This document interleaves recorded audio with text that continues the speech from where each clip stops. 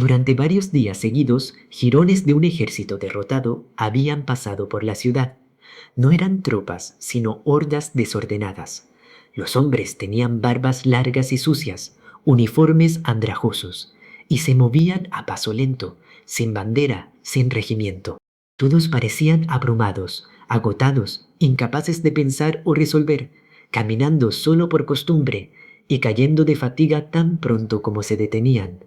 Se veía, sobre todo, a la gente movilizada y pacífica, a los tranquilos jubilados, que se doblaban bajo el peso del fusil, pequeñas turbas alertas, fáciles de asustar y rápidas de entusiasmar, dispuestas tanto a atacar como a huir.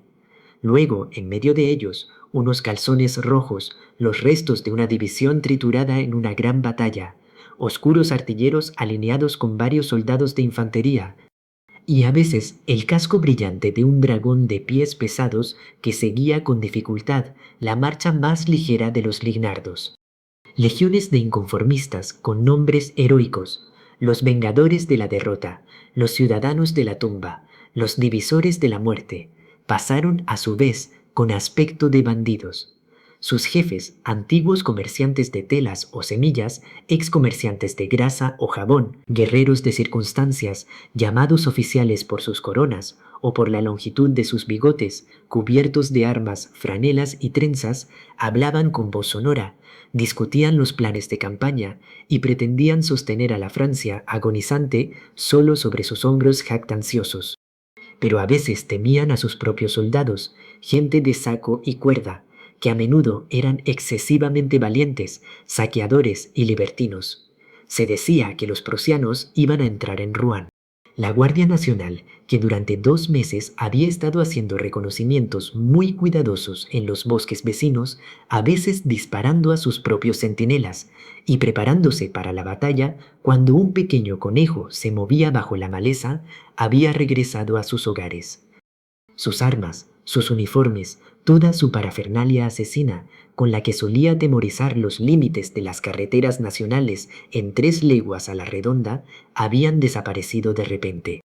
Los últimos soldados franceses habían cruzado por fin el Sena para ganar Pont-de-Mer por Saint-Sever y Bourg-Achard, y, marchando detrás de todos ellos, el general, desesperado, incapaz de intentar nada con estos harapos dispares, angustiado él mismo en la gran debacle de un pueblo acostumbrado a la victoria y desastrosamente vencido, a pesar de su legendaria valentía, se alejó a pie entre 2 oficiales.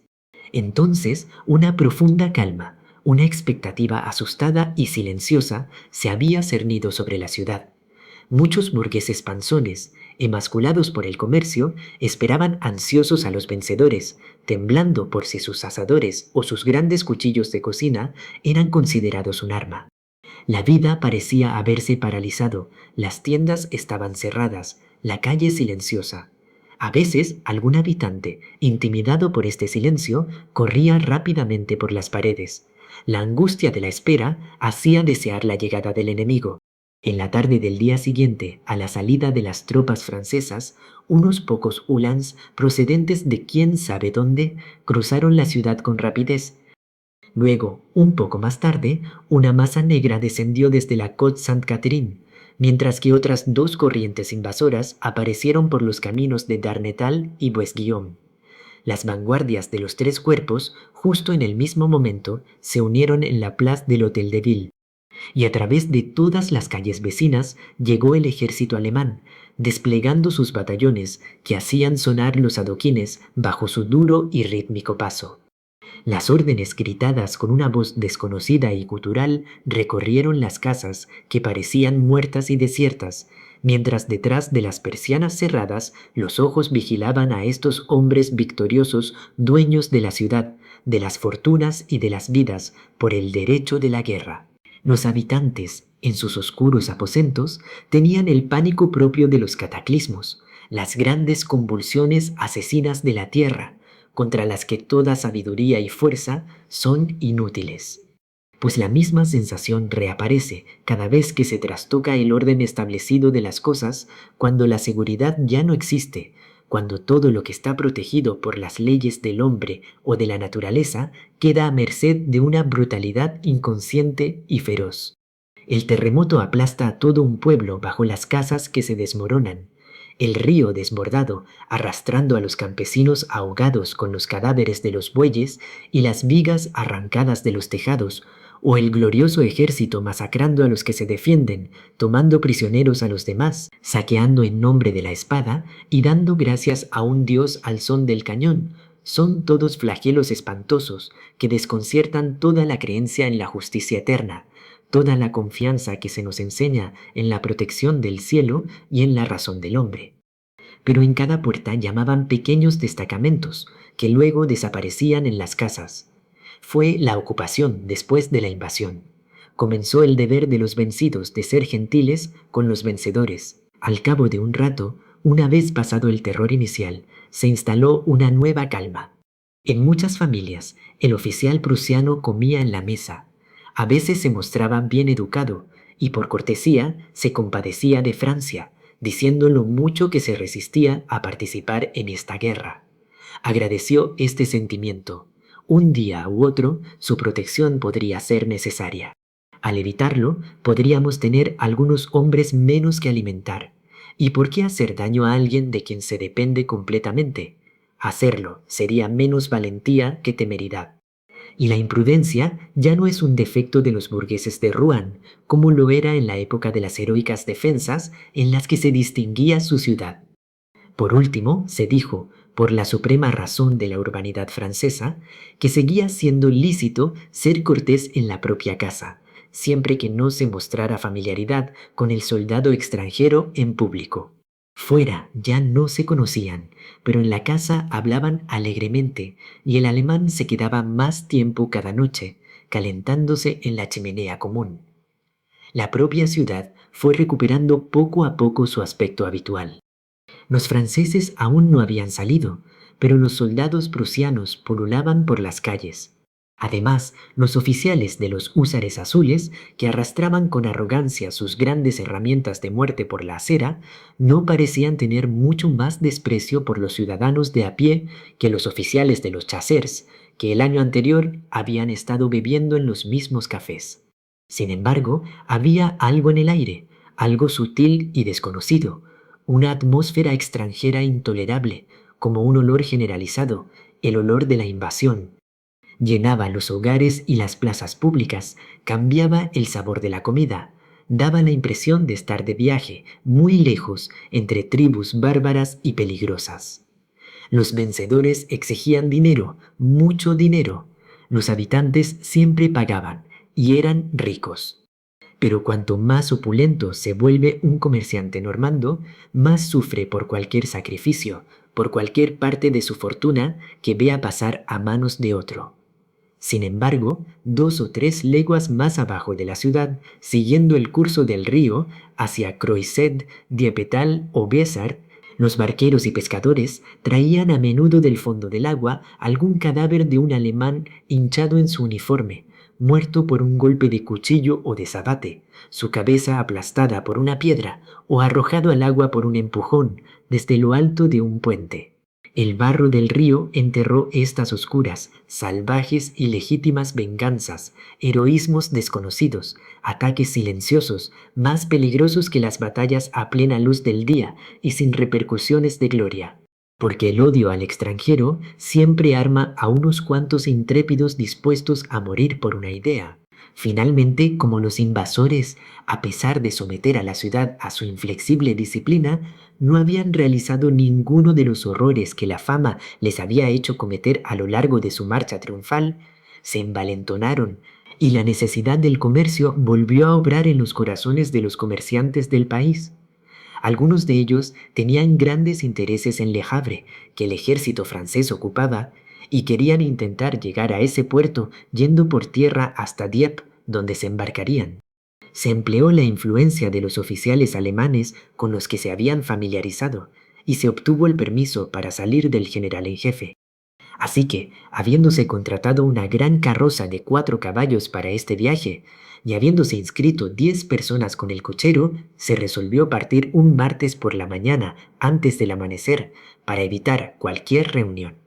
La escarcha llevaba tiempo endureciendo la tierra y el lunes, hacia las 3 grandes nubes negras procedentes del norte, trajeron la nieve que cayó sin interrupción durante toda la tarde y la noche. A las 4:30 de la mañana, los viajeros se reunieron en el patio del hotel de Normandía, donde se iba a llevar el carruaje. Todavía estaban llenos de sueño y temblaban de frío bajo las mantas. No se podía ver bien en la oscuridad, y el montón de pesadas ropas de invierno hacía que todos esos cuerpos parecieran sacerdotes obesos con sus largas sotanas. Pero 2 hombres se reconocieron. Un tercero se acercó a ellos, charlaron. «Me llevo a mi mujer», dijo uno. «Me llevo a mi mujer», dijo uno. «Y yo también». El primero añadió: «No volveremos a Rouen, y si los prusianos se acercan a Le Havre, iremos a Inglaterra». Todos tenían los mismos planes, siendo de complexión similar. Sin embargo, el carruaje no tenía arneses. Un pequeño farol, llevado por un mozo de cuadra, salía de vez en cuando de una puerta oscura e inmediatamente desaparecía en otra. Las patas de los caballos golpeaban el suelo, amortiguadas por el estiércol de las camadas, y se oía la voz de un hombre que hablaba a los animales y maldecía en la parte trasera del edificio. Un débil murmullo de campanas anunciaba que los arneses se movían. Este murmullo pronto se convirtió en un claro y continuo estremecimiento, puntuado por el movimiento del animal, que a veces se detenía y luego se reanudaba en un repentino tirón, acompañado del sonido sordo de un casco herrado golpeando el suelo. La puerta se cerró de repente. Todo el ruido cesó. Los congelados burgueses se habían callado, permanecían inmóviles y rígidos. Una cortina ininterrumpida de copos blancos brillaba sin cesar mientras descendía a la tierra. Borraba las formas, empolvaba las cosas con una espuma de hielo, y todo lo que se oía en el gran silencio de la tranquila ciudad sepultada bajo el invierno era el vago, indecible y flotante susurro de la nieve que caía, más una sensación que un ruido, una mezcla de átomos de luz que parecía llenar el espacio, cubrir el mundo. El hombre apareció de nuevo con su linterna, tirando del extremo de una cuerda a un triste caballo que no venía de buena gana. La colocó contra la caña del timón, ató los cabos y la rodeó durante mucho tiempo para asegurar los arneses, pues solo podía usar una mano, ya que la otra llevaba su linterna. Cuando iba a buscar al segundo animal, se fijó en aquellos viajeros inmóviles, ya blancos por la nieve, y les dijo: «¿Por qué no subís al carruaje? Al menos estaréis a salvo». No habían pensado en ello, sin duda, y se precipitaron. Los 3 hombres instalaron a sus esposas en la parte de atrás y luego subieron. Luego las otras formas indecisas y veladas tomaron su turno en los últimos asientos sin intercambiar una palabra. El suelo estaba cubierto de paja donde se hundían los pies. Las señoras del fondo, habiendo traído pequeños calentadores de cobre con un carbón químico, encendieron estos aparatos y durante algún tiempo, en voz baja, enumeraron sus ventajas, repitiendo entre ellas cosas que ya conocían desde hacía tiempo. Por fin, estando el carruaje enjaezado, con 6 caballos en lugar de 4 por la mayor dificultad del tiro, una voz desde fuera preguntó: «¿Están todos?». Una voz desde el interior respondió: «Sí, nos ponemos en marcha». El coche se movía despacio, lentamente, con pasos muy pequeños. Las ruedas se hundieron en la nieve. Todo el tronco gimió con sordos chirridos.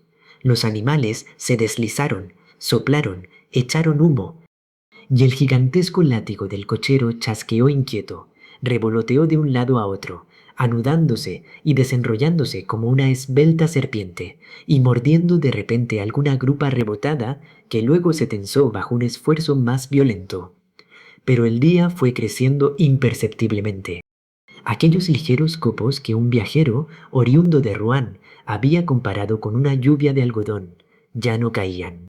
Un resplandor sucio se filtraba a través de grandes nubes oscuras y pesadas que hacían más brillante la blancura de la campiña, donde a veces aparecía una línea de altos árboles vestidos de escarcha, a veces una cabaña de paja con un gorro de nieve. En el coche nos miramos con curiosidad a la triste luz de este amanecer. Al fondo, en los mejores asientos, el señor y la señora Loiseau, comerciantes de vino al por mayor de la calle Grand Pont, dormitaban uno frente al otro. Antiguo empleado de un jefe que había quebrado en los negocios, Loiseau había comprado el negocio y había hecho una fortuna. Vendía vino muy malo y muy barato a los pequeños comerciantes del campo, y era conocido entre sus conocidos y amigos como un pícaro empedernido, un auténtico normando lleno de astucia y jovialidad. Su reputación de embaucador estaba tan consolidada que una noche, en la prefectura, M. Tournel, autor de fábulas y canciones de ingenio mordaz y fino, una celebridad local, habiendo propuesto a las damas, a las que veía un poco adormecidas, jugar una partida de Loiseau Ball. La palabra misma voló por los salones del prefecto, y luego, llegando a los de la ciudad, hizo reír a todas las mandíbulas de la provincia durante un mes. Además, Loiseau era famoso por sus bromas de todo tipo, sus chistes buenos o malos, y nadie podía hablar de él sin añadir inmediatamente: «Es impagable, este Loiseau». De pequeña estatura, presentaba una barriga de globo coronada por un rostro rojizo entre dos patillas canosas. Su mujer, alta, fuerte, decidida, con voz alta y decisión rápida, era el orden y la aritmética del negocio, que animaba con su alegre actividad. Junto a ellos se encontraba más digno, perteneciente a una casta superior, M. Carrel-Amadon, un hombre considerable, bien establecido en la industria del algodón, propietario de 3 hilanderías, oficial de la Legión de Honor y miembro del Consejo General. Había seguido siendo, durante todo el tiempo del imperio, líder de la oposición benévola, solo para hacerse pagar más caro su adhesión a la causa que combatía con armas cortesanas, según su propia expresión.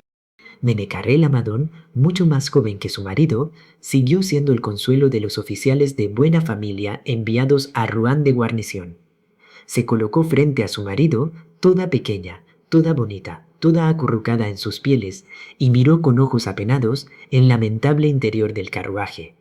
Sus vecinos, el conde y la condesa Hubert de Breville, llevaban uno de los nombres más antiguos y nobles de Normandía. El conde, anciano caballero de gran porte, se esforzaba por acentuar, mediante los artificios de su toilette, su natural parecido con el rey Enrique IV, quien, según una gloriosa leyenda para la familia, había hecho engordar a una dama de Breville, cuyo marido, por este hecho, se había convertido en conde y gobernador de la provincia. Compañero de M. Carrel-Amadon en el Consejo General, el conde Hubert representaba al partido orleanista en el departamento. La historia de su matrimonio con la hija de un pequeño armador de Nantes siempre ha sido un misterio.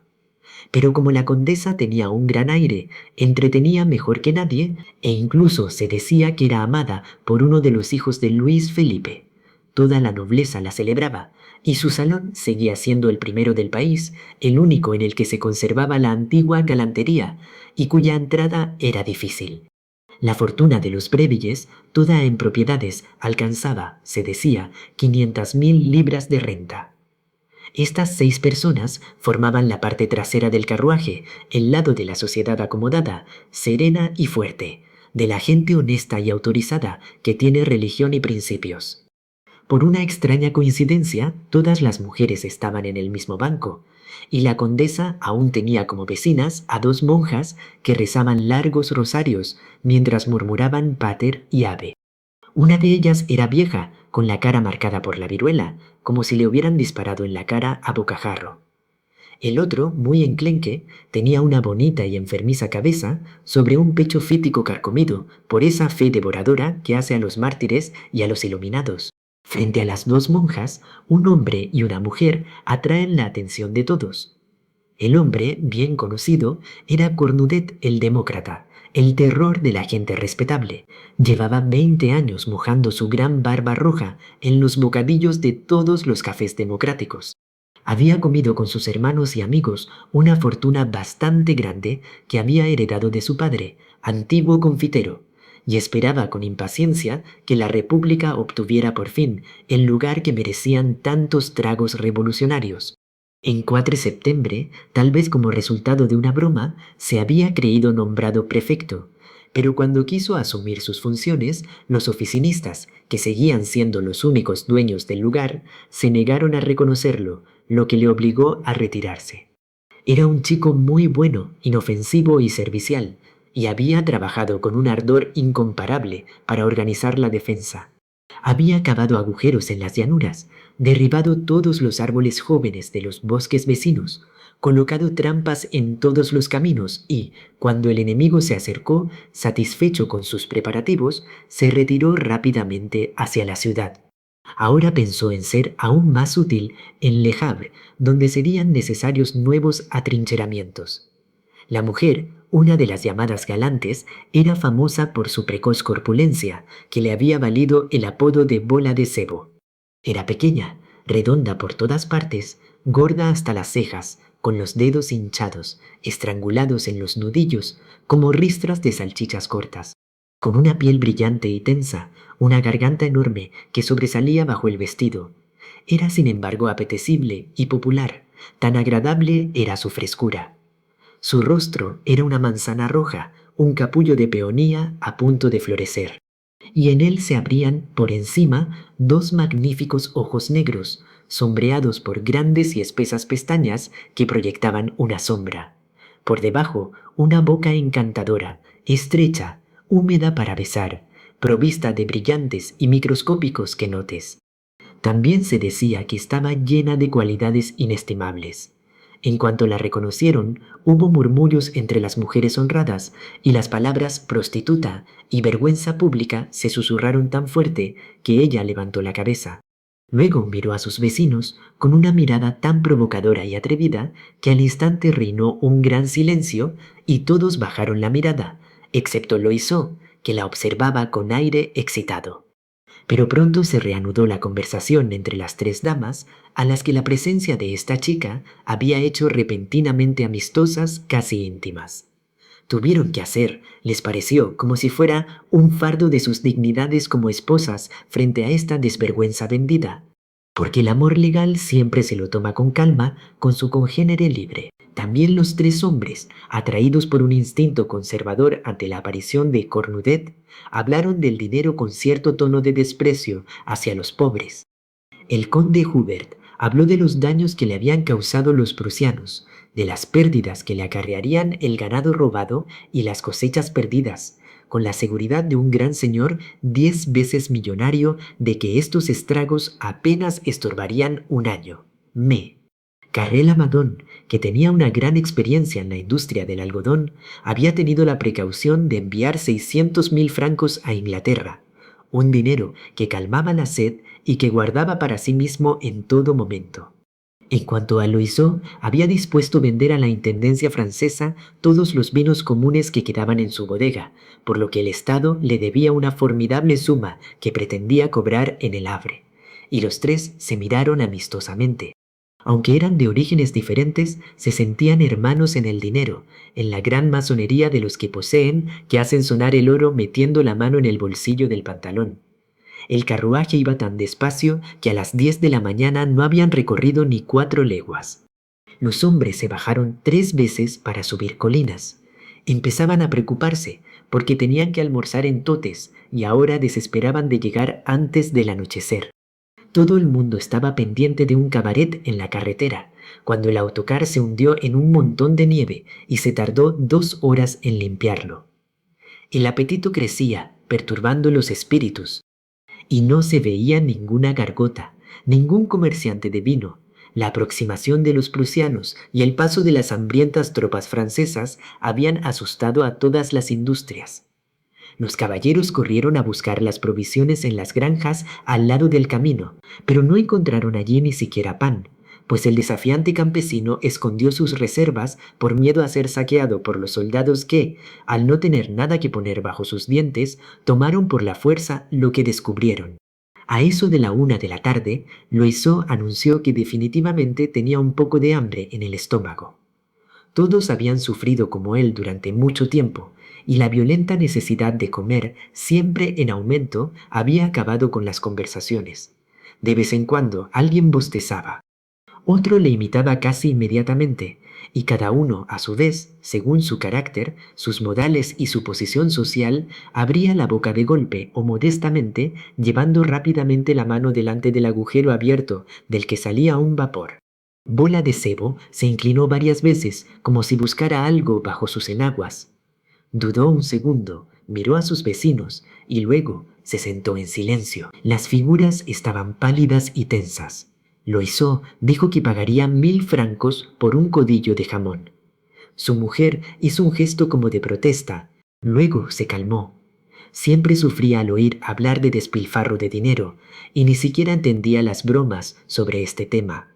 El hecho es, dijo el conde, que no estoy bien. ¿Cómo no iba a pensar en traer provisiones? Todos se reprochaban de la misma manera. Sin embargo, Cornudet tenía una petaca llena de ron. Ofreció un poco. Fue rechazado fríamente. Solo Loiseau aceptó 2 gotas y, cuando le devolvió el frasco, agradeció. Es bueno igualmente. Te calienta y te engaña el apetito. El alcohol le puso de buen humor y se propuso hacer como en el barquito de la canción, comerse al más gordo de los viajeros.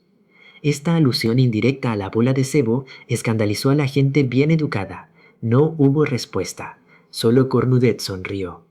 Las 2 buenas hermanas habían dejado de musitar su rosario y con las manos enterradas en sus grandes mangas permanecían inmóviles, bajando obstinadamente la mirada, ofreciendo sin duda al cielo el sufrimiento que les enviaba. Por fin, a las 3, cuando nos encontrábamos en medio de una interminable llanura, sin un solo pueblo a la vista, Bola de Cebo se agachó bruscamente y sacó de debajo del asiento una gran cesta cubierta con una servilleta blanca. Sacó primero un platito de barro, una tetera de plata fina, y luego un gran cuenco en el que se habían encerrado 2 pollos enteros, todos troceados, bajo su gelatina. Y en la cesta se veían aún otras cosas buenas envueltas: patés, frutas, dulces, las provisiones preparadas para un viaje de 3 días para no tocar la cocina de las posadas. 4 cuellos de botella pasaron entre los paquetes de comida. Cogió un ala de pollo y empezó a comerla delicadamente con uno de los panecillos llamados Regency en Normandía. Todos los ojos estaban puestos en ella. Entonces el olor se extiende, ensanchando las fosas nasales, llevando abundante saliva a la boca con una dolorosa contracción de la mandíbula bajo las orejas. El desprecio de las damas por esta muchacha se hizo feroz, como un impulso de matarla o de arrojarla a ella, a su tetera, a su cesta y a sus provisiones fuera del carruaje a la nieve. Pero Loiseau devoró la terrina de pollo con los ojos. Dijo: «¡Qué bien! La señora fue más cuidadosa que nosotros. Hay personas que siempre saben pensar en todo». Ella le miró. «¿Quiere un poco, señor? Es difícil ayunar desde la mañana». Saludó. «Bueno, francamente, no me niego, no puedo soportarlo más. En la guerra como en la guerra, ¿no es así, señora?». Y, mirando a su alrededor, añadió: «En momentos como este, es bueno encontrar gente que te obligue». Tenía un periódico que extendió para no manchar sus pantalones, y con la punta de una navaja aún alojada en su bolsillo, sacó un muslo todo barnizado de gelatina. Lo descuartizó con los dientes y luego lo masticó con tan evidente satisfacción que hubo un gran suspiro de angustia en el carruaje. Pero Bola de Cebo, con voz humilde y suave, se ofreció a compartir su merienda con las monjas. Ambos aceptaron al instante y, sin levantar la vista, se pusieron a comer rápidamente tras balbucear el agradecimiento. Cornudet tampoco rechazó los ofrecimientos de su vecina y se formó una especie de mesa con las monjas extendiendo periódicos sobre sus rodillas. Las bocas se abrían y cerraban incesantemente, tragando, masticando y tragando ferozmente. Loiseau, en su rincón, trabajaba duro y en voz baja instaba a su mujer a imitarle. Se resistió durante mucho tiempo y luego, tras un momento de tensión que le recorrió las entrañas, cedió. Entonces, su marido, redondeando su frase, le preguntó a su encantadora compañera si le permitía ofrecer una pequeña pieza a la señora Loiseau. «Mais oui, certainement, monsieur», dijo con una sonrisa amable y le tendió la terrina. Cuando se descorchó la primera botella de clarete, surgió un problema. Solo había un vaso. Se pasó de un lado a otro después de haber sido limpiado. Solo Cornudet, sin duda por galantería, puso sus labios en el lugar aún húmedo de los labios de su vecino. Entonces, rodeados de gente que comía, asfixiados por los humos de la comida, el conde y la condesa de Breville, así como M y M. Carrelamadon, sufrieron esa odiosa tortura que ha mantenido el nombre de Tántalo.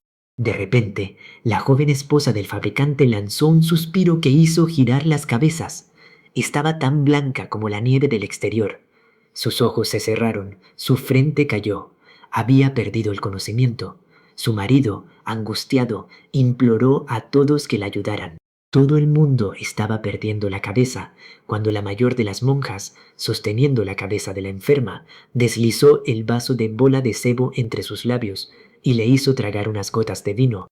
La bella dama se revolvió, abrió los ojos, sonrió y dijo con voz moribunda que ya se sentía muy bien.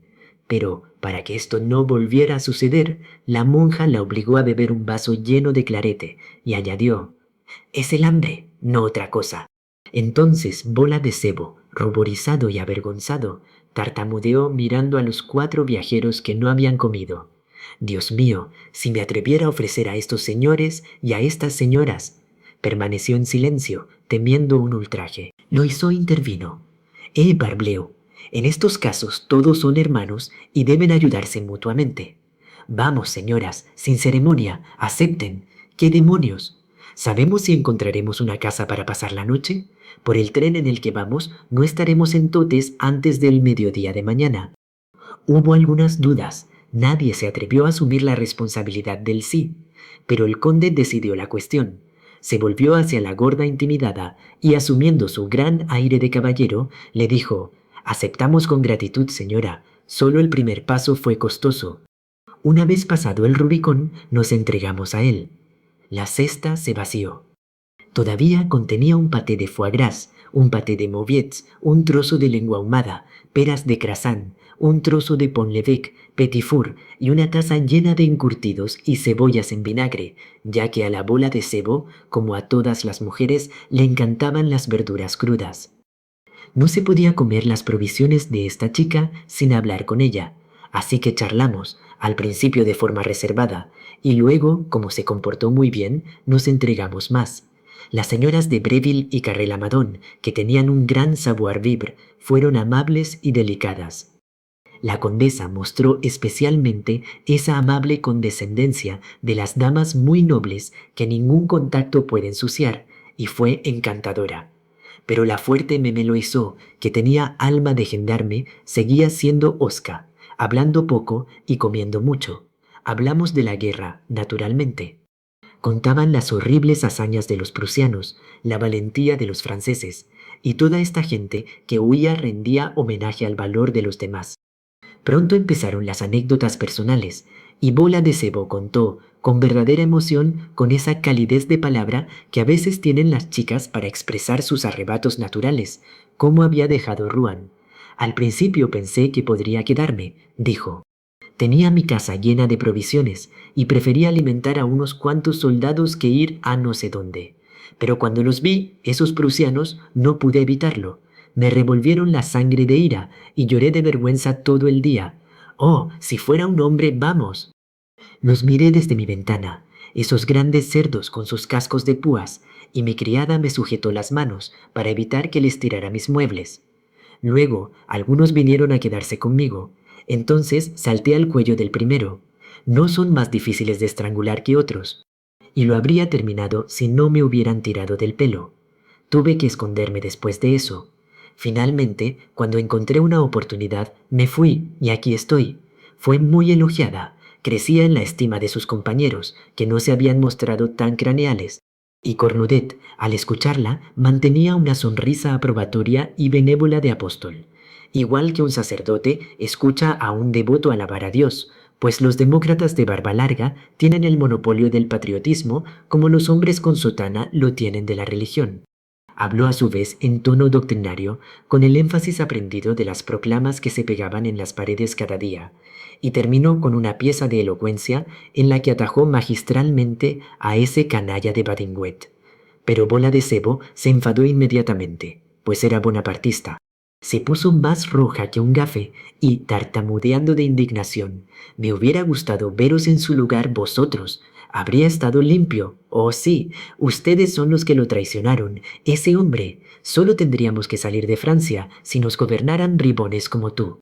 Cornudet, impasible, mantenía una sonrisa desdeñosa y de superioridad, pero uno sentía que las palabrotas iban a llegar cuando el conde se interpuso y calmó, no sin dificultad, a la exasperada muchacha, proclamando con autoridad que todas las opiniones sinceras eran respetables. Sin embargo, la condesa y el fabricante, que tenían en su alma el odio irracional de las personas decentes hacia la República, y esa ternura instintiva que todas las mujeres alimentan hacia los gobiernos despóticos, se sintieron, a pesar de ellos, atraídos por esta digna prostituta, cuyos sentimientos se parecían tanto a los suyos. La cesta estaba vacía. Los 10 lo habíamos vaciado sin dificultad, lamentando que no fuera más grande. La conversación continuó durante algún tiempo, aunque se había enfriado un poco desde que terminaron de comer. La noche caía, la oscuridad se hacía poco a poco profunda, y el frío, más notable durante las digestiones, hacía temblar a Bola de Sebo, a pesar de su gordura.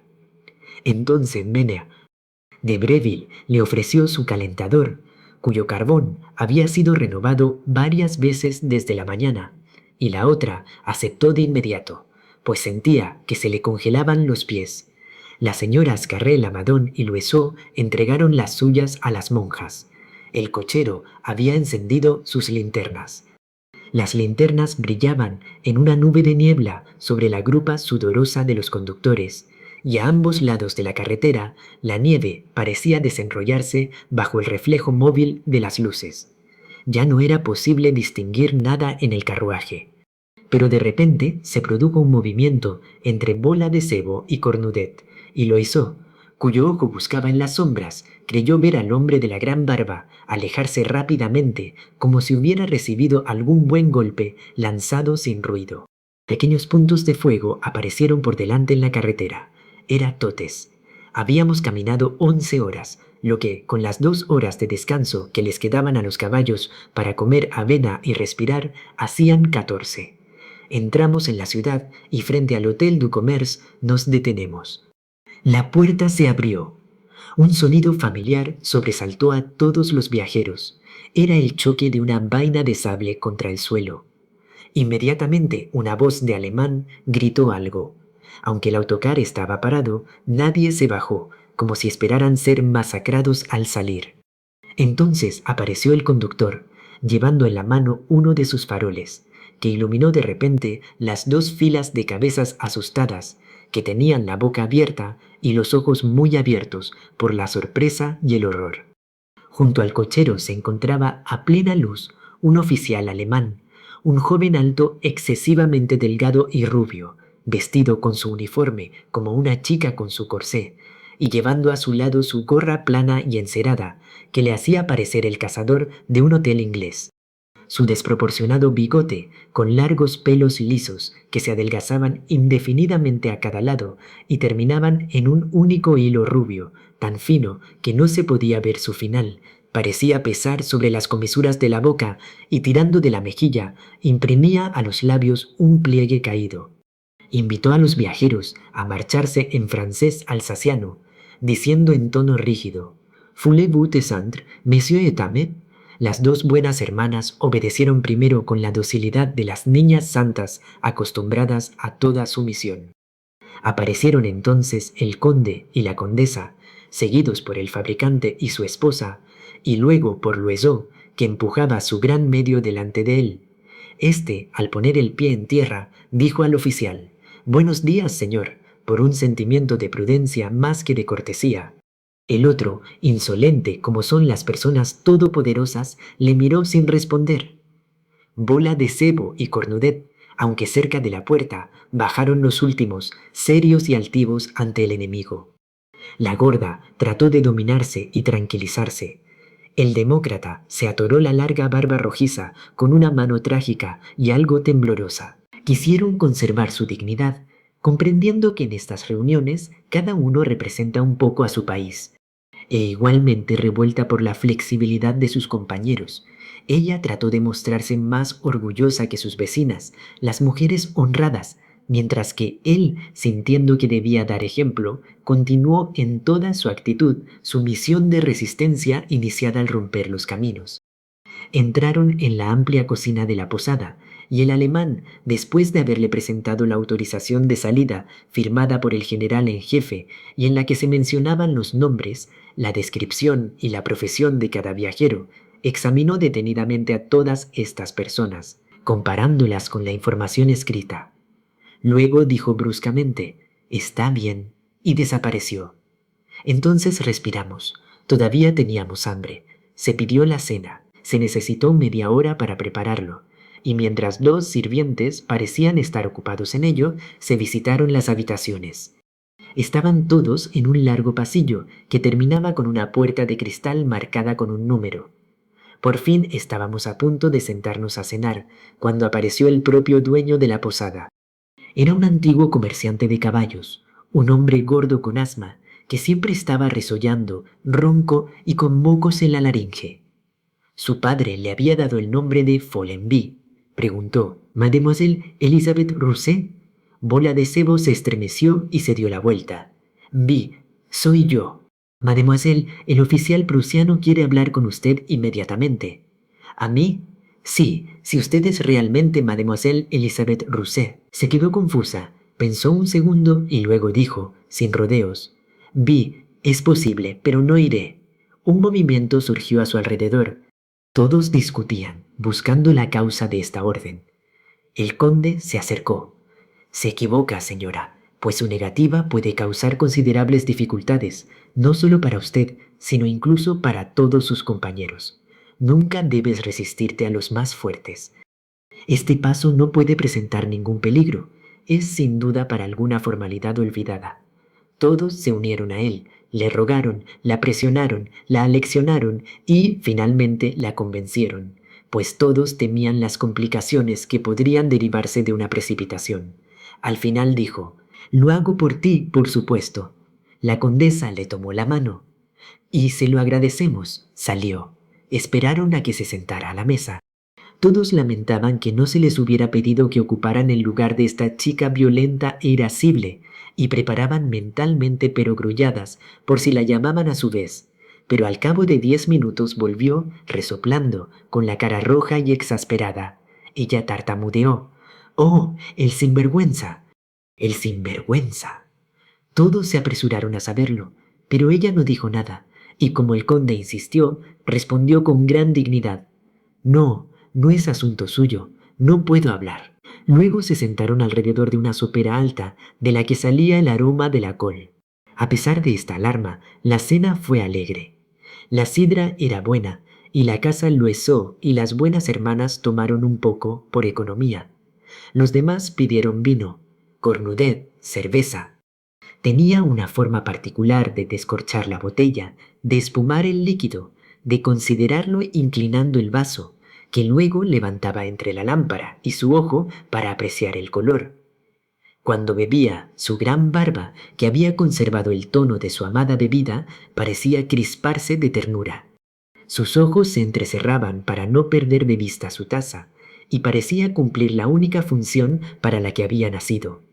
Parecía como si estuviera estableciendo en su mente una conexión y afinidad entre las dos grandes pasiones que ocupaban toda su vida, la Pale Ale y la revolución. Y ciertamente no podía probar la una sin pensar en la otra. El señor y la señora Follenby estaban cenando en el extremo de la mesa. El hombre, refunfuñando como una locomotora cansada, tenía demasiada corriente de aire en el pecho para poder hablar mientras comía. Pero la mujer nunca se calló. Contó todas sus impresiones sobre la llegada de los prusianos, lo que hacían, lo que decían, odiándolos, primero porque le costaban dinero y segundo porque tenían 2 hijos en el ejército. Se dirigió especialmente a la condesa, que se sintió halagada por hablar con una dama de calidad. Luego bajaba la voz para decir cosas delicadas y su marido la interrumpía de vez en cuando. «Le será mejor que se calle, Madame Follenby», pero ella no se dio por aludida y continuó. De sí, señora, esta gente solo come patatas y cerdo, y luego cerdo y patatas. Y no debes pensar que están limpios. Oh, no, tiran basura por todas partes, con todo el respeto. Y si los vieras ejercitarse durante horas y días, están todos allí en un campo, y caminan hacia adelante, y caminan hacia atrás, y giran hacia este lado, y giran hacia aquel lado, si cultivaran la tierra o trabajaran en las carreteras de su país. Pero no, señora, estos soldados no benefician a nadie. ¿Acaso la pobre gente tiene que alimentarlos para que aprendan nada más que a masacrar? Solo soy una vieja inculta, es cierto, pero cuando los veo desbocarse de la mañana a la noche, me digo, cuando hay gente que hace tantos descubrimientos para ser útil, deben otros tomarse tantas molestias para ser perjudicial. Realmente, no es una abominación matar a la gente, ya sean prusianos, o ingleses, o polacos, o franceses. Si te vengas de alguien que te ha agraviado, eso es malo, ya que te condenas. Pero cuando exterminamos a nuestros chicos como si fueran de casa, con armas de fuego, eso es bueno, ya que damos condecoraciones al que más destruye. No, verás, nunca lo entenderé. Cornudet levantó la voz. La guerra es una barbarie cuando se ataca a un vecino pacífico. Es un deber sagrado cuando se defiende a la patria. La anciana bajó la cabeza. Sí, cuando uno se defiende es otra cosa, pero ¿no deberíamos más bien matar a todos los reyes que lo hacen por gusto? El ojo de Cornudet se iluminó. Bravo, ciudadano, dijo. Carré Lamadón estaba pensando profundamente.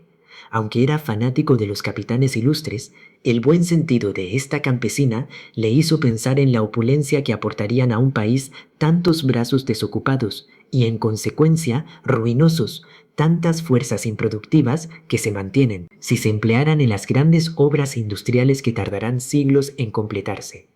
Pero lo hizo, dejando su lugar, fue a charlar tranquilamente con el posadero. El gordo reía, tosía, escupía. Su enorme barriga saltaba de alegría ante las bromas de su vecino y le compró 6 botellas de clarete para la primavera, cuando los prusianos se hubieran ido. Apenas terminó la cena, y como todos estábamos agotados, nos fuimos a la cama. Sin embargo, Loiseau, que había estado observando las cosas, mandó acostar a su mujer y luego pegó el oído y el ojo al ojo de la cerradura para tratar de descubrir lo que él llamaba los misterios del corredor. Al cabo de una hora oyó un susurro, miró rápidamente a su alrededor y vio a Bola de Sebo, que parecía aún más retraída bajo una bata de cachemira azul bordada con encaje blanco. Llevaba un candelabro en la mano y se dirigía al gran número que había al final del pasillo. Pero se abrió la puerta de al lado, y cuando regresó al cabo de unos minutos, Cornudet, con tirantes, la siguió. Hablaron en voz baja y luego se detuvieron.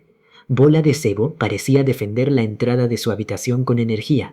Loiseau, desgraciadamente, no pudo oír las palabras, pero al final, cuando levantaron la voz, pudo captar algunas. Cornudet insistió vivamente. Dijo, «Veamos, eres estúpido, ¿qué te importa?» Ella parecía indignada y contestó, «No, querida, hay veces que esas cosas no se hacen». Y entonces, aquí sería una pena. No lo entendió, sin duda, y preguntó por qué. Luego se dejó llevar y volvió a levantar la voz. ¿Por qué? ¿No entiendes por qué? Cuando hay prusianos en la casa, en la habitación de al lado, quizás.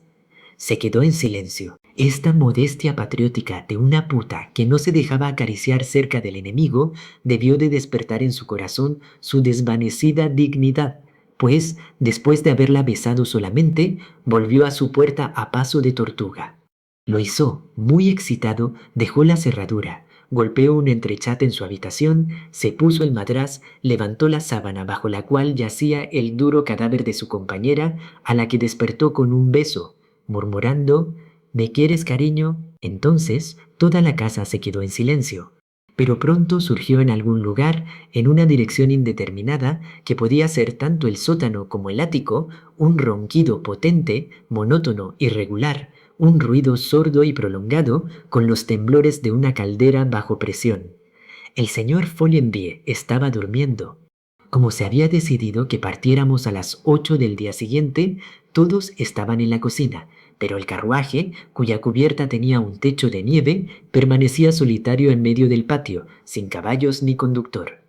Buscaron en vano al conductor en los establos, en el forraje, en los cobertizos. Entonces todos los hombres decidieron vencer al país y salieron. Se encontraron en la plaza, con la iglesia al fondo y a ambos lados casas bajas donde se veían soldados prusianos. El primero que vieron estaba pelando patatas. El segundo, más adelante, lavaba la barbería.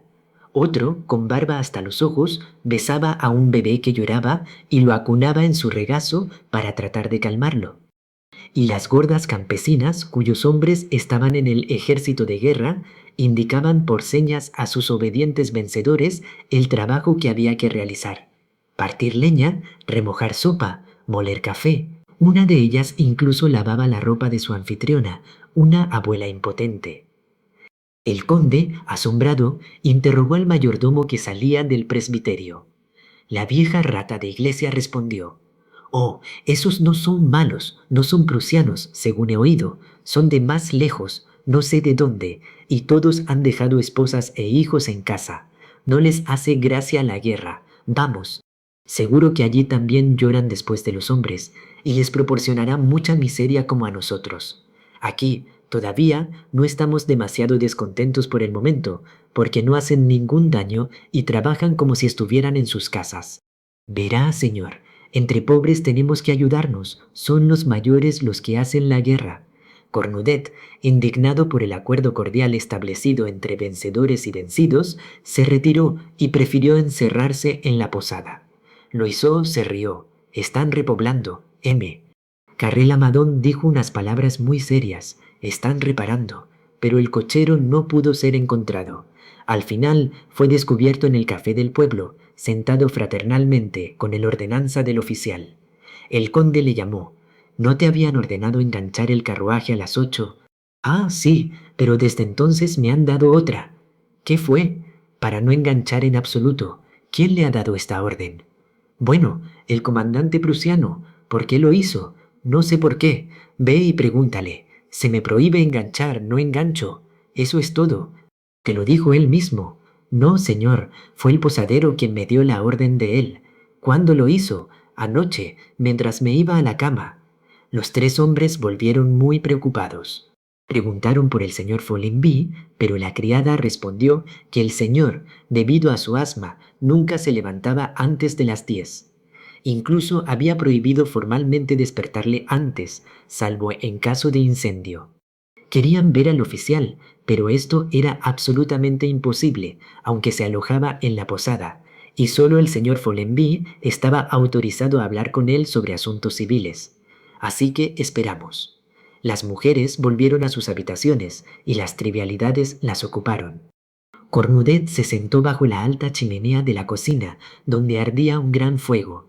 Hizo que le trajeran una de las mesitas del café, una lata, y sacó su pipa, que era tenida en casi igual estima entre los demócratas, como si hubiera servido a la patria, sirviendo a Cornudet. Era una magnífica pipa de espuma de mar, admirablemente descarada, tan negra como los dientes de su dueño, pero fragante, curvada, brillante, familiar a su mano, y que completaba su fisonomía, y permaneció inmóvil, con los ojos fijos, a veces en la llama del hogar, a veces en la espuma que coronaba su jarra, y cada vez que había bebido, pasaba con aire satisfecho sus largos y delgados dedos por su larga y grasienta cabellera, mientras olía su bigote orlado de espuma.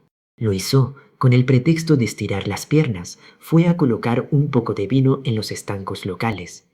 El conde y el fabricante comenzaron a hablar de política, prevén el futuro de Francia. Uno creía en los d'Orléans, el otro en un Salvador desconocido, un héroe que se revelaría cuando todo estuviera desesperado.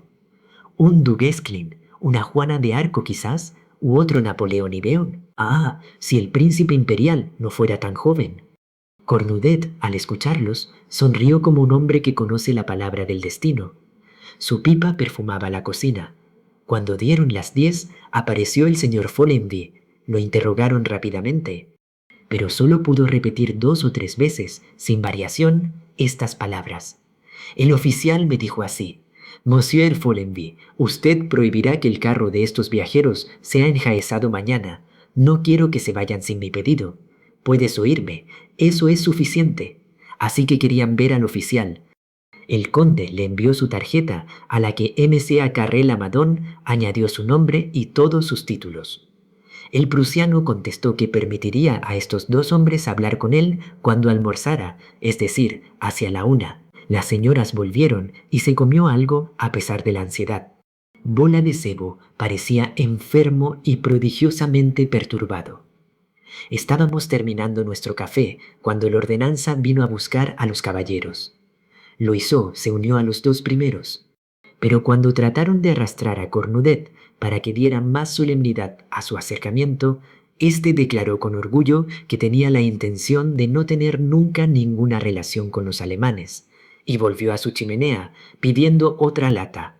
Los tres hombres subieron y fueron conducidos a la mejor habitación de la posada, donde el oficial los recibió, recostado en un sillón, con los pies sobre la repisa de la chimenea, fumando una larga pipa de porcelana y envuelto en una bata encendida, robada sin duda de la vivienda abandonada de algún burgués de pacotilla. No se levantó, no los saludó, no los miró. Presentó una magnífica muestra de la cadencia natural del soldado victorioso. Después de unos momentos, finalmente dijo: «¿Qué estás haciendo?» El conde tomó la palabra. «Deseamos irnos, señor». «No, no lo hacemos». Me atrevo a preguntarle por qué se niega. «Porque no disparas». Me gustaría señalarle respetuosamente, señor, que su general en jefe nos ha dado permiso para partir hacia Dieppe, y no creo que hayamos hecho nada para merecer su rigor. «Je ne fais pas», eso es todo. «Vous pouvez descendre». Los tres se inclinaron y se retiraron.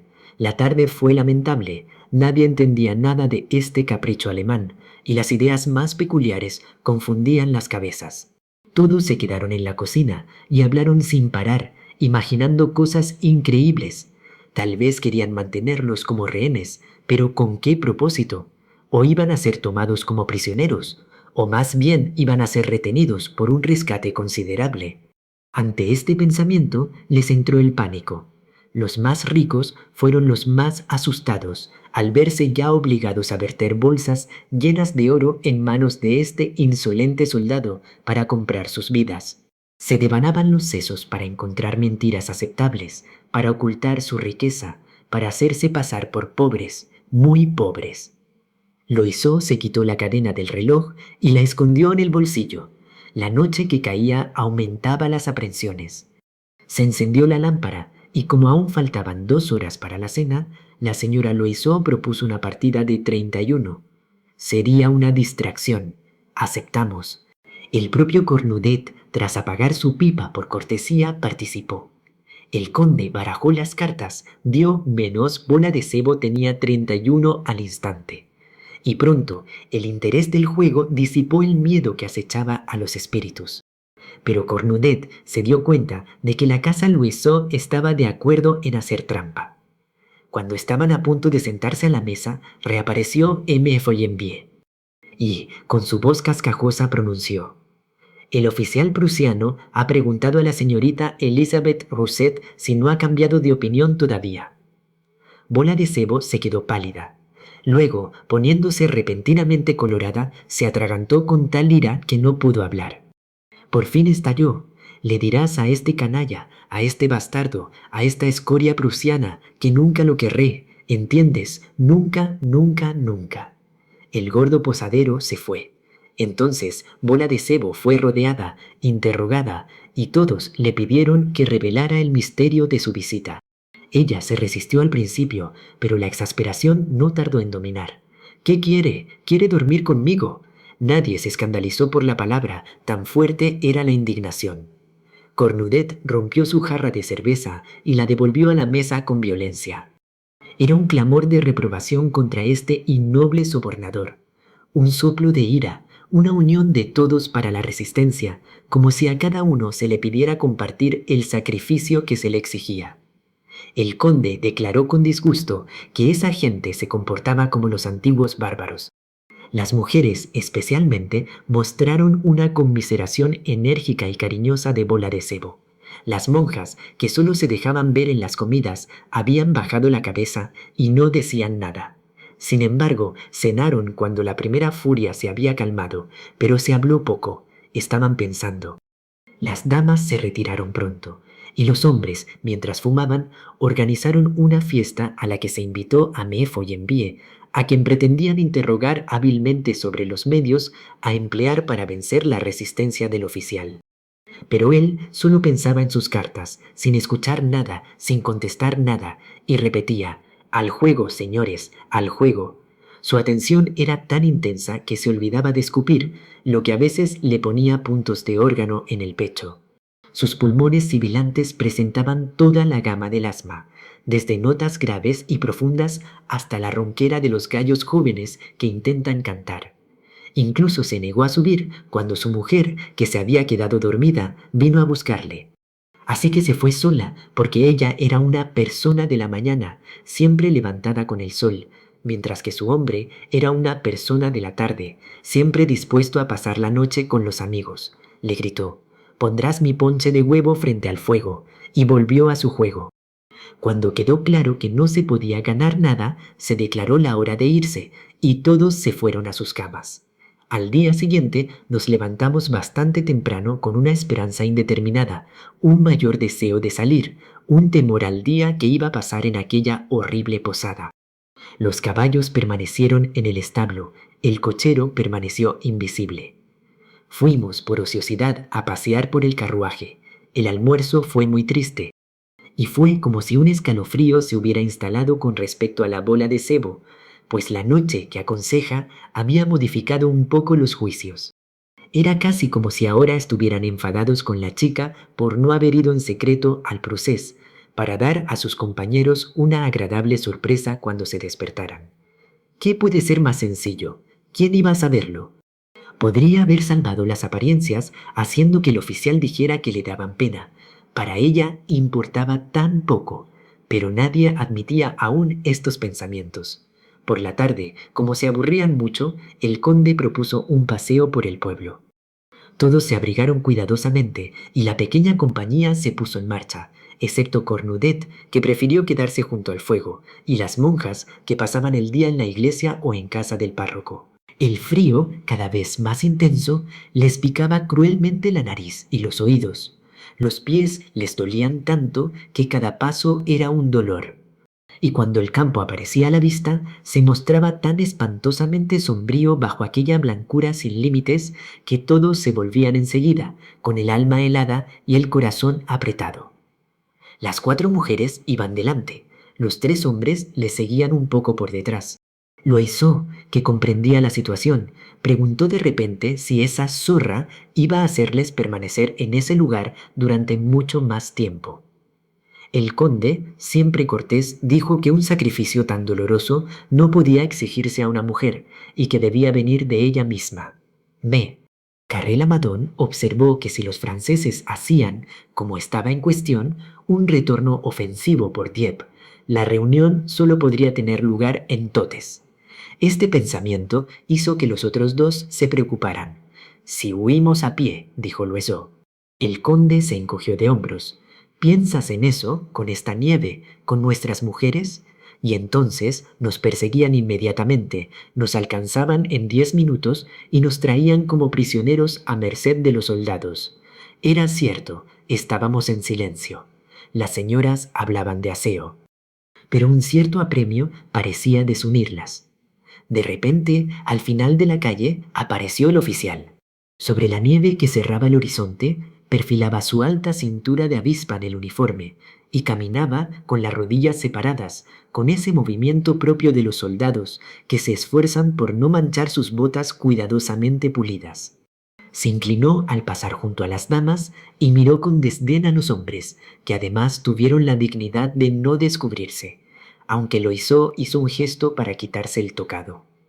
La bola de cebo se había puesto roja hasta las orejas, y las 3 mujeres casadas sintieron una gran humillación al ser encontradas así por este soldado en compañía de esta muchacha a la que había tratado tan caballerosamente.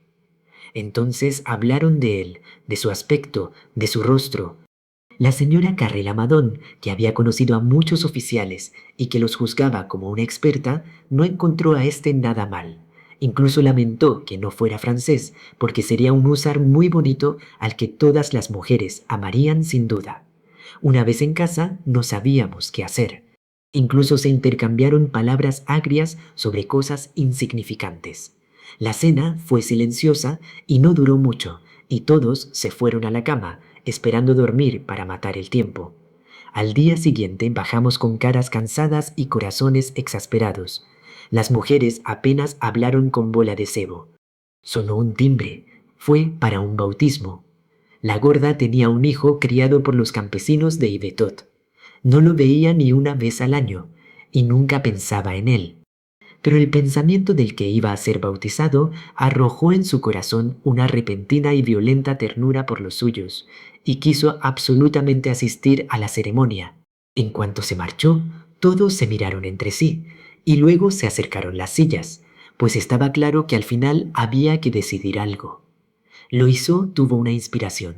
Opinó proponer al oficial que se quedara solo con Bola de Sebo y que dejara ir a los demás.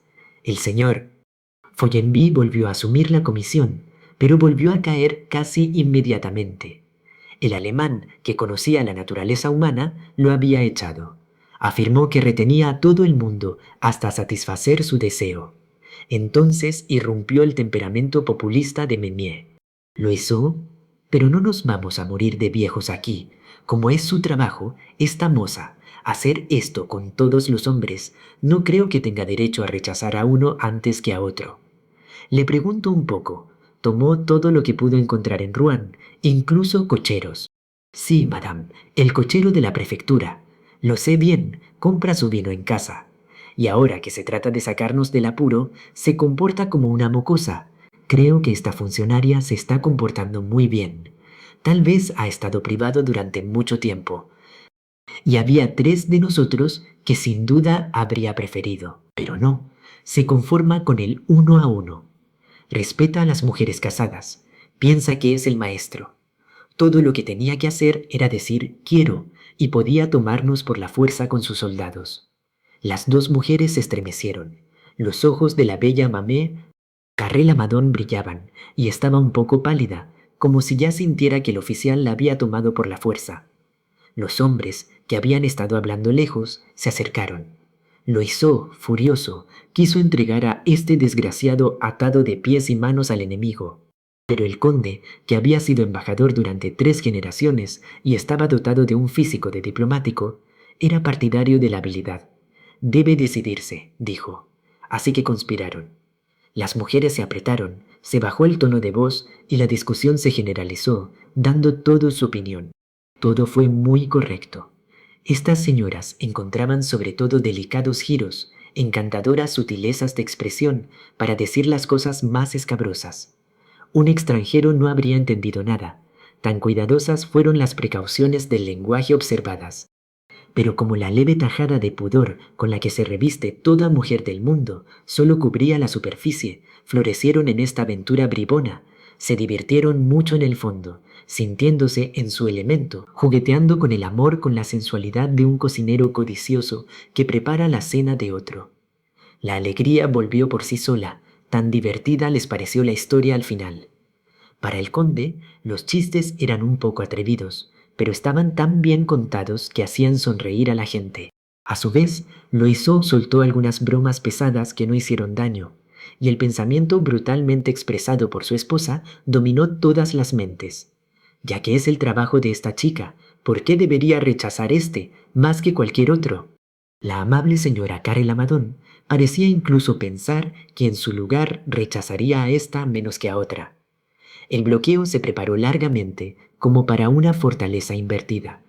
Todos se pusieron de acuerdo sobre el papel que desempeñarían, los argumentos que utilizarían, las maniobras que tendrían que realizar. Se estableció el plan de ataques, las artimañas a utilizar y las sorpresas del asalto para obligar a esta ciudadela viva a recibir al enemigo en la plaza. Sin embargo, Cornudet se mantuvo al margen, completamente ajeno a este asunto. La tensión fue tan profunda que no se oyó regresar a Bola de Sebo, pero el conde soltó un leve silencio que hizo que todos los ojos se levantaran. Ella estaba allí. Se produjo un silencio abrupto. y una cierta vergüenza impidió que se le hablara al principio. La condesa, más flexible que las demás a las duplicidades de los salones, la interrogó. ¿Fue divertido este bautismo? La gorda, todavía conmovida, lo contaba todo, y las figuras y las actitudes y el propio aspecto de la iglesia. Y añadió, es tan bueno rezar a veces. Sin embargo, hasta el almuerzo, las damas se contentaron con ser amables con ella para aumentar su confianza y docilidad a sus consejos. En cuanto estuvieron en la mesa, comenzaron a acercarse a ella. Al principio hubo una vaga conversación sobre la devoción. Se citaron ejemplos antiguos, Judith y Holofernes. Luego, sin razón alguna, Lucrecia con Sexto. Cleopatra, haciendo pasar por su lecho a todos los generales enemigos y reduciéndolos al servilismo de esclavos. Entonces se desplegó en la imaginación de estos ignorantes millonarios una fantasiosa historia en la que las mujeres de Roma debían dormir a Aníbal en Capua entre sus brazos, y con él a sus lugartenientes y a la falange de mercenarios. Citaron a todas las mujeres que habían detenido a los conquistadores, que habían hecho de su cuerpo un campo de batalla, un medio de dominación, un arma, que habían derrotado a seres horrendos u odiados con sus caricias heroicas, y que habían sacrificado su castidad a la venganza y la devoción. Incluso se habló veladamente de la inglesa de una familia numerosa que se había dejado inocular una horrible y contagiosa enfermedad para transmitirla a Bonaparte, que se había salvado milagrosamente por una repentina debilidad en el momento de la fatal cita. Y todo ello contado de forma adecuada y moderada, en la que a veces había un entusiasmo deliberado capaz de suscitar la emulación. Se podría haber pensado al final que el único papel de una mujer en este mundo era un sacrificio perpetuo de su persona, una rendición continua a los caprichos de los soldados. Las dos buenas hermanas no parecieron escuchar, perdidas en sus profundos pensamientos. Bola de Sebo no dijo nada. Durante toda la tarde se quedó pensando. Pero en lugar de llamarla Madame, como habían hecho hasta entonces, se limitaron a decir Mademoiselle, sin que nadie supiera por qué, como si hubieran querido hacerla descender un peldaño en la estima que había subido, para que se avergonzara de su situación. Justo cuando se servía la sopa, reapareció M. Follenvie, repitiendo su frase del día anterior. El oficial prusiano ha preguntado a la señorita Elizabeth Rousset si no ha cambiado de opinión todavía. Bola de Sebo respondió secamente. No, señor, pero en la cena la coalición se debilitó. Loiseau tuvo 3 frases desafortunadas. Todos se esforzaban por encontrar nuevos ejemplos y no encontraban nada, cuando la condesa, quizás sin premeditación, sintiendo una vaga necesidad de rendir homenaje a la religión, preguntó a la más anciana de las monjas sobre los grandes hechos de la vida de los santos. Ahora bien, muchos de ellos habían cometido actos que serían crímenes a nuestros ojos, pero la Iglesia absuelve fácilmente estos crímenes cuando se hacen por la gloria de Dios o por el bien del prójimo. Este fue un argumento poderoso. La condesa lo aprovechó. Entonces, ya sea por uno de esos acuerdos tácitos, esas complicidades veladas en las que sobresale cualquiera que lleve un hábito eclesiástico, o simplemente por el efecto de una feliz desinteligencia, de una útil estupidez, la vieja monja dio a la conspiración un formidable apoyo. Se pensaba que era tímida, pero se mostró audaz, verborreica y violenta. A esta no le preocupaban los tanteos de la casuística. Su doctrina parecía una barra de hierro, su fe nunca vacilaba, su conciencia no tenía escrúpulos. El sacrificio de Abraham le pareció sencillo, pues habría matado al padre y a la madre de inmediato por una orden de lo alto. Y nada, en su opinión, podía desagradar al Señor cuando la intención era loable. La condesa, aprovechando la sagrada autoridad de su inesperada cómplice, le hizo hacer una edificante paráfrasis de aquel axioma moral. El fin justifica los medios. Ella le interrogó. Entonces, hermana mía, ¿crees que Dios acepta todos los caminos y perdona el hecho cuando el motivo es puro? ¿Quién podría dudarlo, señora? Una acción que es censurable en sí misma a menudo se convierte en meritoria por el pensamiento que la inspira. Y así siguieron desentrañando las voluntades de Dios, previendo sus decisiones, haciendo que se interesara por cosas que realmente tenían poco que ver con él. Todo esto fue disimulado, hábil, discreto. Pero cada palabra de la santa muchacha de la cornisa rompía la indignada resistencia de la cortesana. Luego, cuando la conversación se alejó, la mujer de los rosarios colgantes habló de las casas de su orden, de su superiora, de ella misma y de su bonita vecina, la querida hermana Saint-Nicéphore. Los llamaron a Le Havre para atender a cientos de soldados con viruela en los hospitales. Los describió a estos desgraciados y detalló su enfermedad. Y mientras estaban detenidos en su camino por los caprichos de este prusiano, podría morir un gran número de franceses a los que podrían haber salvado. Su especialidad era ocuparse de los militares. Había estado en Crimea, en Italia, en Austria, y, contando sus campañas, se reveló de pronto como una de esas monjas con tambores y trompetas que parecen hechas para seguir los campamentos, recoger a los heridos en los remolinos de la batalla y, mejor que un jefe, domar con una palabra a los grandes soldados indisciplinados. Una verdadera hermana buena de Rantanplan, cuyo rostro devastado, lleno de innumerables agujeros, parecía una imagen de la devastación de la guerra. Nadie dijo nada después de ella, tan excelente fue el efecto. Nada más terminar la comida, subieron a sus habitaciones y no bajaron hasta bien entrada la mañana del día siguiente. El desayuno era tranquilo. La semilla sembrada el día anterior tuvo tiempo de germinar y dar su fruto. La condesa propuso dar un paseo por la tarde. Entonces el conde, como se había acordado, tomó el brazo de Bola de Sebo y se quedó detrás de los demás, con ella. Le hablaba con ese tono familiar, paternal y ligeramente despectivo que los pijos utilizan con las chicas, llamándola mi querida niña, tratándola desde la altura de su posición social, de su incuestionable honorabilidad. Inmediatamente fue al centro de la cuestión. Así que prefieres dejarnos aquí, expuestos como estás, a toda la violencia que seguiría a un fracaso de las tropas prusianas, antes que consentir una de esas indulgencias que has tenido tan a menudo en tu vida. Bola de Sebo no respondió nada. La tomó de la mano por el razonamiento, por los sentimientos. Sabía cómo seguir siendo Monsieur le Comte, al tiempo que se mostraba galante cuando era necesario, cumplidor, amable al fin. Exaltó el servicio que ella les prestaría, habló de su gratitud. Luego, de repente, dirigiéndose alegremente a ella. Y sabes, querida, que puede presumir de haber probado una chica bonita, como no encontrará muchas en su país. Bola de Sebo no respondió y se reincorporó a la compañía. En cuanto regresó, subió a su casa y no volvió. Estaba muy preocupada. ¿Qué iba a hacer? Si se resiste, ¡qué vergüenza!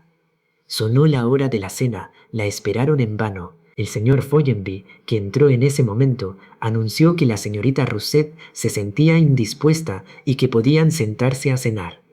Todos escucharon con atención. El conde se acercó al posadero y en voz baja le dijo: ¿Es eso? Sí. Por conveniencia no dijo nada a sus compañeros, sino que se limitó a asentir ligeramente. Inmediatamente un gran suspiro de alivio salió de todos los cofres. Una alegría apareció en los rostros. Loiseau gritó: «Saperlipopet, pagaré el champán si podemos encontrarlo en el establecimiento». Y Meñeme Loiseau tuvo una angustia cuando el jefe volvió con 4 botellas en las manos. Todo el mundo se había vuelto repentinamente comunicativo y ruidoso. Una traviesa alegría llenaba los corazones. El conde pareció darse cuenta de que Meme Carré-Lamadon era encantadora. El fabricante felicitó a la condesa. La conversación era animada, alegre, llena de rasgos. De repente, Loiseau, con cara de angustia y levantando los brazos, gritó: «¡Silencio!». Todos se callaron, sorprendidos, casi asustados ya. Luego estiró la oreja, diciendo: «¡Shh!». Con ambas manos levantó los ojos hacia el techo, volvió a escuchar y reanudó, con su voz natural: «No te preocupes, todo está bien». Uno dudó en comprender, pero pronto se le escapó una sonrisa. Al cabo de un cuarto de hora volvió a empezar la misma broma y la repitió a menudo por la noche. Y fingió llamar a alguien del piso de arriba, dándole consejos de doble sentido sacados de su mente de viajero.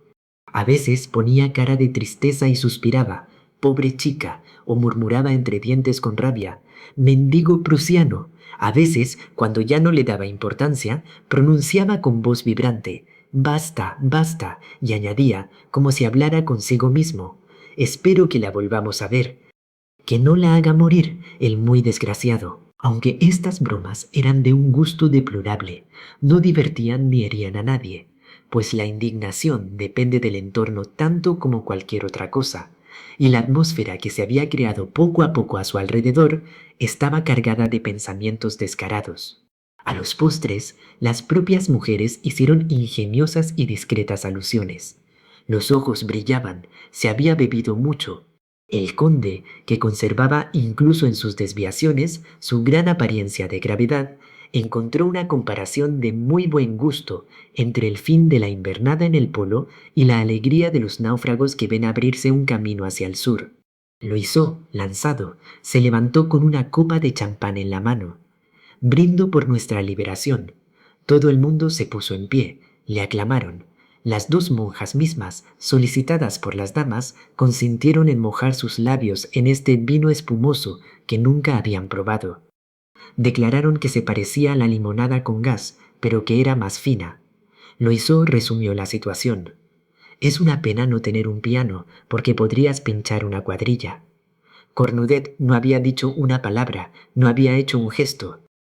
Incluso parecía sumido en pensamientos muy serios, y a veces sacaba, con un gesto de enfado, su gran barba que parecía querer alargar aún más. Por fin, hacia la medianoche, cuando nos íbamos a separar, Loiseau, que se tambaleaba, le dio de repente unos golpecitos en el estómago y le dijo, tartamudeando, «Esta noche no es una broma, no dice nada, ciudadano». Pero Cornudet levantó de repente la cabeza y mirando alrededor de la compañía con una mirada fulminante y terrible, «Os digo a todos que acabáis de hacer una infamia». Se levantó, fue a la puerta, repitió una vez más, «una infamia», y desapareció. Esto fue un poco chocante al principio. Loiseau, estupefacto, permaneció mudo, pero recuperó la compostura y entonces, de repente, se retorció, repitiendo, «Están demasiado verdes, mi viejo, están demasiado verdes». Cuando nadie entendía, contaban los misterios del corredor. Entonces se produjo un tremendo estallido de alegría. Las señoras se lo estaban pasando en grande. El conde y M. Carrelamadón lloraban de la risa. No podían creerlo. «¿Estás seguro? Él quería. Te digo que lo he visto». Y ella se negó, porque el prusiano estaba en la habitación de al lado. «¿No es posible? Te lo juro». El recuento era asfixiante. El industrial se comprimía el estómago con ambas manos. Loiseau continuó. «Y, como comprenderás, esta tarde no le hace ninguna gracia, en absoluto». Y los tres se fueron, enfermos y sin aliento. Nos separamos en ese momento, pero Menemé, Loiseau, que era de naturaleza ortiga, le comentó a su marido, justo cuando se iban a acostar, que esa pícara Carrelamadón se había reído de forma amarga toda la noche. Ya sabes, las mujeres, cuando se trata del uniforme, si es francés o prusiano, les da igual. Si eso no es una pena, señor Dios. Y durante toda la noche, en la oscuridad del pasillo, se oyeron estremecimientos, ruidos leves apenas perceptibles, como respiraciones, el roce de los pies descalzos, crujidos imperceptibles. Y no dormimos hasta muy tarde, ciertamente, pues los chorros de luz se deslizaban por debajo de las puertas durante mucho tiempo. El champán tiene ese efecto, se dice que perturba el sueño. Al día siguiente, un claro sol de invierno hacía que la nieve fuera deslumbrante. El carruaje, por fin enjaezado, aguardaba frente a la puerta, mientras un ejército de palomas blancas, hinchadas en sus gruesas plumas, con un ojo rosado, manchado en el centro con una mancha negra, caminaba gravemente entre las patas de los 6 caballos y se buscaba la vida en el estiércol humeante que esparcía. El cochero, envuelto en su piel de oveja, brindaba con una pipa en el asiento, y todos los alegres viajeros empacaban rápidamente las provisiones para el resto del viaje. Solo quedaba la bola de cebo. Ella apareció, parecía un poco turbada, avergonzada, y avanzó tímidamente hacia sus compañeras, que todas, con el mismo movimiento, se apartaron como si no la hubieran visto. El conde tomó el brazo de su esposa con dignidad y la alejó de ese contacto impuro. La gorda se detuvo, aturdida. Luego, haciendo acopio de todo su valor, se acercó a la esposa del fabricante con un humilde susurro. «Buenos días, señora». La otra hizo un pequeño e impertinente saludo con la cabeza, que acompañó con una mirada de virtud ultrajada. Todos parecían estar ocupados y se mantenían alejados de ella como si hubiera traído una infección en sus faldas. Luego se apresuraron a llegar al carruaje, donde ella llegó sola, la última, y en silencio retomó el lugar que había ocupado durante la primera parte del viaje. Parecía que no la veían, que no la conocían, pero la señora Loiseau, mirándola desde la distancia con indignación, le dijo medio en voz alta a su marido: «Es una suerte que no esté a su lado». El pesado carruaje se puso en marcha y el viaje comenzó de nuevo. Al principio no se hablaba. Bola de Sebo no se atrevió a levantar la vista. Se sintió al mismo tiempo indignada contra todos sus vecinos y humillada por haber cedido, manchada por los besos de este prusiano en cuyos brazos se había arrojado hipócritamente. Pero la condesa, dirigiéndose a Meñé, Carrela Madón, no tardó en romper el doloroso silencio. «Creo que sabe Madame de Trelles». «Sí, es una amiga mía». «Qué mujer tan encantadora». «Encantador, una verdadera élite, muy educada y una artista hasta la punta de los dedos. Canta maravillosamente y dibuja perfectamente». El fabricante charlaba con el conde y entre el estruendo de las ventanillas surgía a veces una palabra: cupón, vencimiento, prima, plazo. Loiseau, que había arrebatado el viejo juego de cartas de la posada, engordado por 5 años de roce en las mesas maltrechas, atacó un besique con su mujer. Las monjas tomaron de sus cinturones el largo rosario que colgaba, se persignaron juntas y de pronto sus labios empezaron a moverse con brío, apresurándose cada vez más, apurando su vago murmullo como en una carrera de oremus. Y de vez en cuando besaban una medalla, se persignaban de nuevo, y luego volvían a empezar su rápido y continuo murmullo, pensó Cornudet, inmóvil. Después de 3 horas de viaje, Loiseau recogió sus cartas. «Tiene hambre», dijo. Entonces su mujer metió la mano en un fardo atado y sacó un trozo de ternera fría. Lo cortó limpiamente en rodajas finas y firmes, y ambos comenzaron a comer. «Hagamos lo mismo», dijo la condesa. Estuvieron de acuerdo y ella desempaquetó las provisiones preparadas para los 2 hogares.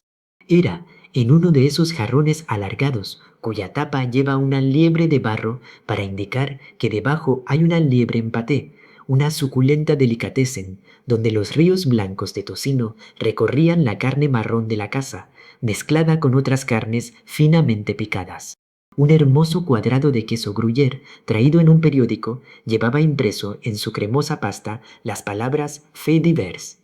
Las 2 monjas elaboraron una ronda de salchichas que olía a ajo, y Cornudet, hundiendo ambas manos al mismo tiempo en los amplios bolsillos de su saco, sacó de uno 4 huevos duros y del otro las cortezas de una barra de pan. Aflojó la cáscara, la arrojó bajo sus pies en la paja y comenzó a morder los huevos, haciendo que cayeran sobre su ancha barba manchas de color amarillo claro que en ellas parecían estrellas.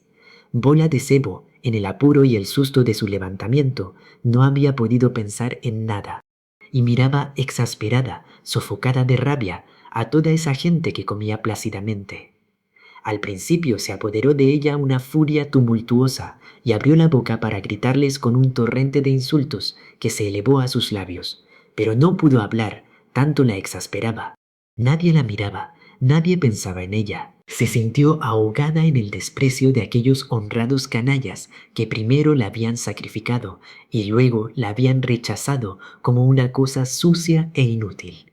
Entonces pensó en su gran cesta llena de cosas buenas que habían devorado con avidez, en sus 2 pollos relucientes de gelatina, en sus patés, en sus peras, en sus 4 botellas de Burdeos.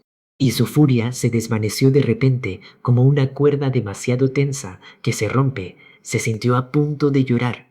Hizo terribles esfuerzos. Se puso rígida. Se tragó los sollozos como los niños, pero las lágrimas subieron, brillaron en el borde de sus párpados, y pronto dos grandes lágrimas, saliendo de sus ojos, rodaron lentamente por sus mejillas. Otras la siguieron más rápidamente, fluyendo como gotas de agua que se filtran de una roca, y cayendo constantemente sobre la curva de su pecho que rebota. Permaneció erguida, con la mirada fija, el rostro rígido y pálido, esperando no ser vista. Pero la condesa se dio cuenta y advirtió a su marido con una señal. Se encogió de hombros como si dijera, «¿Qué quieres? No es mi culpa». Menelauazú soltó una silenciosa carcajada de triunfo y murmuró, «Está llorando su vergüenza». Las dos buenas hermanas habían vuelto a rezar después de haber enrollado el resto de su salchicha en un trozo de papel. Entonces Cornudet, que estaba digiriendo sus huevos, estiró sus largas piernas bajo el asiento de enfrente, se dejó caer, cruzó los brazos, sonrió como un hombre que acaba de encontrar un buen chiste y se puso a silbar la marsellesa. Todas las figuras se volvieron oscuras. La canción popular ciertamente no gustó a sus vecinos. Se pusieron nerviosos, molestos y parecían dispuestos a aullar como perros al oír un organillo. Se dio cuenta de ello y no se detuvo. A veces incluso tarareaba la letra. Onera vero poscendestu. Dirige, apoya nuestros brazos vengadores. La libertad, la apreciada libertad. Lucha con tus defensas. Huimos más deprisa, pues la nieve era más dura, y hasta Dieppe, durante las largas y lúgubres horas del viaje, a través de los baches de la carretera, a través de la noche que caía, y luego en la profunda oscuridad del carruaje, continuó con feroz obstinación su silbido vengativo y monótono, obligando a los espíritus cansados y exasperados a seguir la canción de un extremo a otro, a recordar cada palabra que aplicaban a cada compás. Y Bola de Sebo no dejaba de llorar. Y a veces un sollozo que no podía contener pasaba entre dos versos a la oscuridad. Gracias por leer este libro de Combreac. www.lejandria.com. Descubre nuestra colección de obras de dominio público en castellano en nuestra web. Libro descargado en Taro Taro. www.lejandria.com. Tu sitio web de obras de dominio público. Esperamos que lo disfrutéis. Bola de Sebo Guy de Maupassant, publicado 1880. Fuente fr.wikisource.org. Traducción Alejandría.